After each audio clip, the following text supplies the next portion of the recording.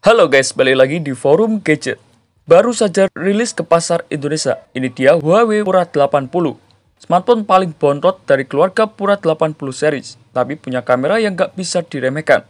Harganya 10 jutaan, tapi apakah worth it di tahun ini? Yuk kita bahas kelebihan maupun kekurangan daripada Huawei Pura 80 yang berhasil tim forum gadget rangkum. Yang pertama adalah dari segi desain dan juga layarnya. Dari segi desain, Huawei Pura 80 masih mempertahankan bentuk khas seri Pura dengan modul kamera belakang berbentuk segitiga yang sangat ikonik. HP ini tersedia dalam dua pilihan warna, yakni Frosted Gold dan juga Frosted Black. Layarnya memakai panel LTPO OLED berukuran 6,6 inci, refresh rate 120 Hz, dan touch sampling rate 300 Hz.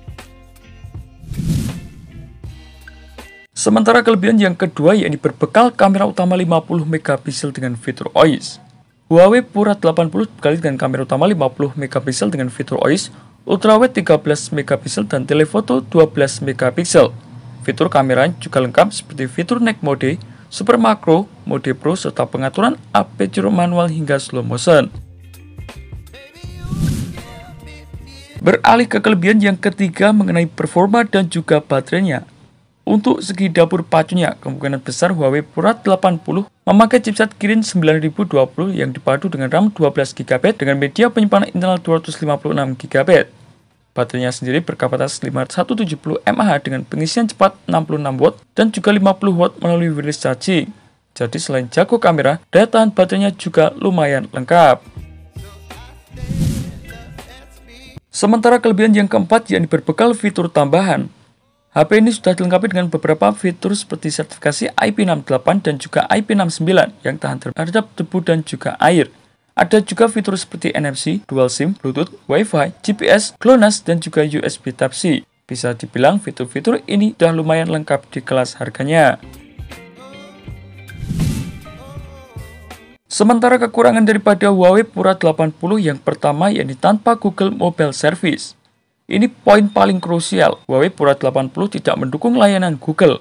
Artinya kamu tidak bisa install aplikasi lewat Google Play Store dan juga tidak bisa memakai aplikasi Google seperti Gmail, YouTube, maupun Drive.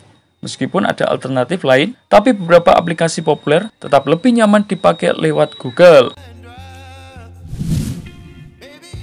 Kekurangan yang kedua yakni belum mendukung jaringan 5G.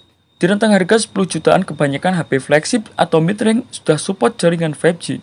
Namun Huawei Pura 80 hanya support jaringan 4G saja. Ini bisa jadi kelemahan kalau kamu ingin HP yang future-proof dan juga punya koneksi lebih cepat. Sementara kekurangan yang ketiga yakni sistem operasinya MIUI bukan Harmony OS. Berbeda dengan versi Cina yang pakai Harmony OS, versi Indonesia justru memakai MIUI 15. Secara tampilan dan juga fitur, MIUI ini tidak fleksibel Android dengan fitur Google. Jadi beberapa fitur dan juga sinkronasi akun terasa lebih terbatas. Kekurangan yang keempat yakni harganya terlalu tinggi. Huawei Pura 80 dibanderol dengan harga mulai dari 10,9 juta rupiah. Spesifikasi yang ditawarkan sebenarnya masih kalah bersaing di beberapa sektor, terutama belum mendukung jaringan 5G dan dukungan ekosistem aplikasi. Jadi kalau kamu nggak terlalu butuh kamera profesional, HP ini bisa terasa overpriced. Dan untuk kekurangan yang terakhir daripada Huawei Pura 80, yakni ekosistem aplikasinya masih terbatas. Meski Huawei punya aplikasi galeri, koleksi aplikasinya belum selengkap Google Play Store. Beberapa aplikasi lokal dan internasional populer seringkali tidak tersedia langsung atau harus diinstal lewat cara alternatif. Dan itulah beberapa informasi mengenai kelebihan maupun kekurangan daripada Huawei Pura 80 yang berhasil tim forum gadget rangkum. Apakah HP ini worth it di rentang harga 10 jutaan? Terima kasih telah menonton video ini. Jangan lupa like, komen, dan share agar channel ini bisa terus berkembang.